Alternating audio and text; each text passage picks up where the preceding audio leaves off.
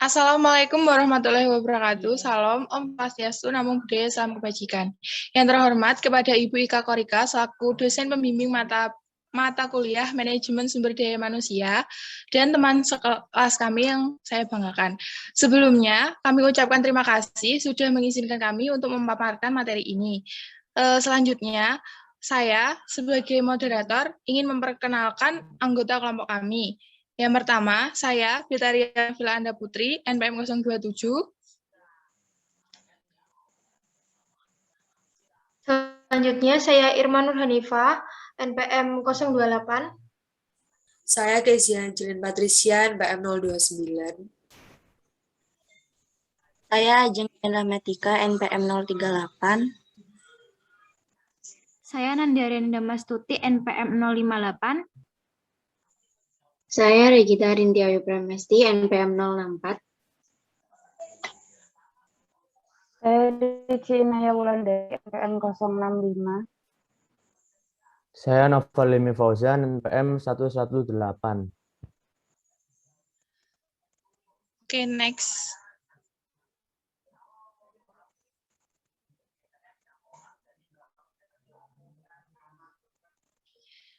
Selanjutnya, di sini kami akan memaparkan materi tentang perencanaan SDM. Untuk poin pertama yaitu pengertian dan tujuan perencanaan SDM, yang kedua faktor yang mempengaruhi perencanaan SDM, dan yang ketiga hubungan antara perencanaan SDM dan anggaran. Untuk selanjutnya akan dijelaskan oleh Irma. Baik, terima kasih Betaria. Di sini saya akan menjelaskan pengertian perencanaan SDM.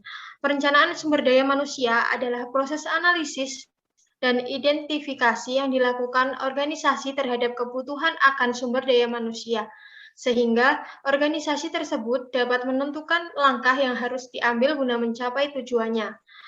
Pengertian perencanaan sumber daya manusia menurut para ahli. Yang pertama menurut Robert L. Mathis dan John H. Jackson 2001, perencanaan sumber daya manusia adalah proses analisis dan identifikasi tersedianya dan kebutuhan akan sumber daya manusia sehingga organisasi tersebut dapat mencapai tujuan.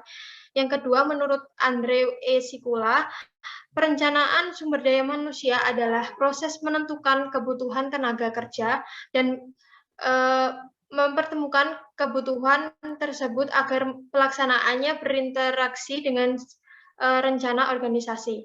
Baik, selanjutnya akan disampaikan oleh teman saya, Kezia. Kepada Kezia,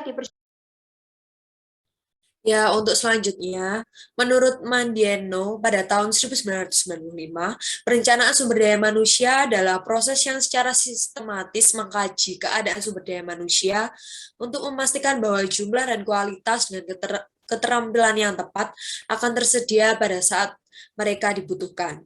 Untuk selanjutnya, menurut William B. Werther dan G. Davis, perencanaan sumber daya manusia adalah perencanaan yang sistematis untuk meramalkan kebutuhan pegawai atau demand dan ketersediaan atau supply pada masa yang akan datang, baik jumlah maupun jenisnya, sehingga Departemen Sumber Daya Manusia atau HRD sama dengan Human Resource Department dapat merencanakan pelaksanaan rekrutmen, seleksi pelatihan, dan aktivitas lainnya dengan baik. Untuk selanjutnya, akan dijelaskan oleh teman saya, Ricci, dipersilakan.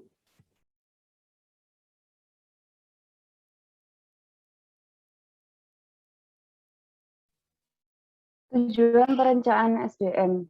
Yang pertama, untuk menjamin tersedianya tenaga kerja masa ini maupun masa depan, sehingga setiap pekerjaan ada yang mengerjakannya. Yang kedua, untuk menentukan kualitas dan kuantitas karyawan yang akan menduduki jabatan dalam perusahaan. Yang ketiga, untuk menghindari terjadinya mismanagement dan tumpang tindih dalam pelaksanaan tugas.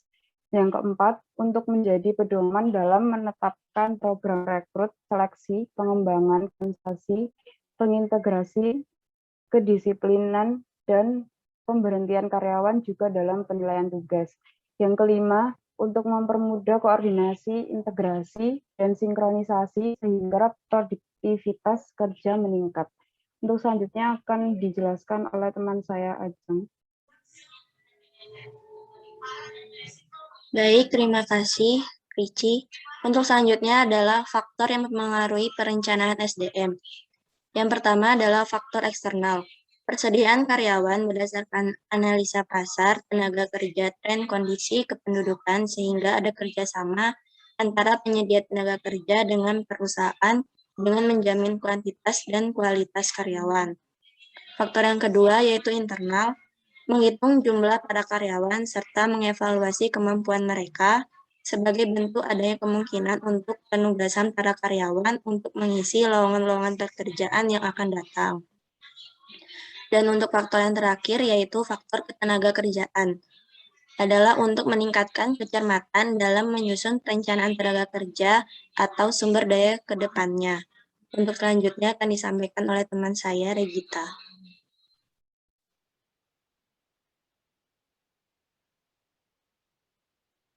Baik, terima kasih Ajeng. Selanjutnya saya akan menjelaskan tentang hubungan antara perencanaan SDM dengan anggaran. Untuk perusahaan sendiri, yaitu didirikan untuk mencapai tujuan. Agar tujuan tersebut dapat tercapai, diperlukan suatu perencanaan dan pengendalian yang baik melalui anggaran.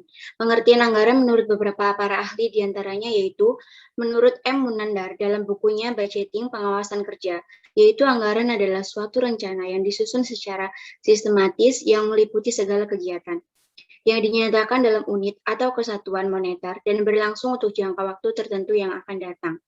Kemudian menurut Narum Mondang Bulan Siregar dalam bukunya yaitu Penyusunan Anggaran Perusahaan sebagai Alat Manajemen dalam Pencapaian Tujuan, bahwa anggaran adalah suatu pendekatan yang formal dan sistematis dari pelaksanaan tanggung jawab manajemen di dalam perencanaan, koordinasi, dan pengawasan. Kemudian akan dilanjutkan oleh teman saya Nanda. Baik, dari apa yang dijelaskan oleh teman saya sebelumnya dapat disimpulkan bahwa anggaran merupakan suatu rencana yang disusun secara sistematik yang meliputi seluruh kegiatan perusahaan yang dinyatakan dalam kesatuan moneter, berlaku jangka waktu tertentu yang akan datang dan merupakan tanggung jawab pelaksanaan fungsi manajer dari segi perencanaan, koordinasi, dan pengawasan. Next.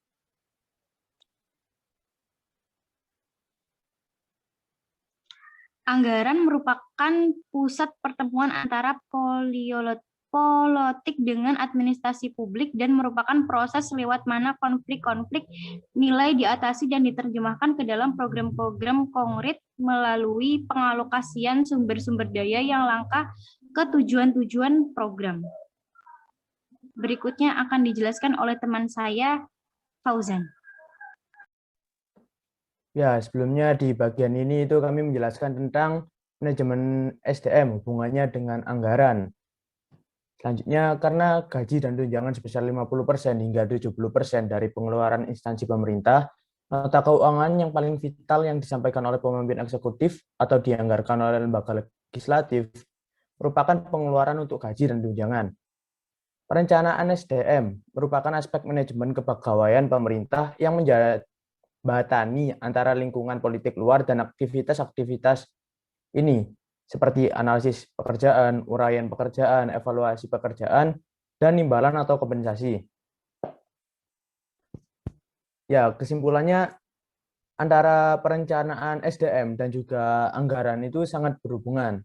Karena tahapan-tahapan ketika melakukan sebuah perencanaan SDM, pada akhirnya itu harus disesuaikan juga dengan anggaran tertentu, agar hal yang telah direncanakan tersebut itu bisa diwujudkan.